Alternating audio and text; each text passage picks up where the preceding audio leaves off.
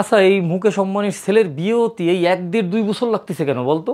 এই pre wedding, post wedding, সঙ্গীত, মানে এত রকমের নাটক চলতেছে কেন বলতো? আরে এই সিম্পল জিনিস তোর মাথায় নেই? আরে মেয়ের মা তো হেভি চালাক। ছেলেরে সরকারি চাকরি না পাওয়া পর্যন্ত ওই মুকেশ আম্বানির বাড়ি দেবে না, বুঝতে পারিস না? এই জন্যে মুকেশ আম্বানি গোপনে গোপনে ছেলেটার জন্য একটা সরকারি চাকরি খুঁজতেছে। এই সরকারি চাকরি যেই হয়ে যাবে তারপরেই দেখবি যে জাঁকজমকপূর্ণভাবে বিয়েটা হয়ে গেছে, বুঝিস নি?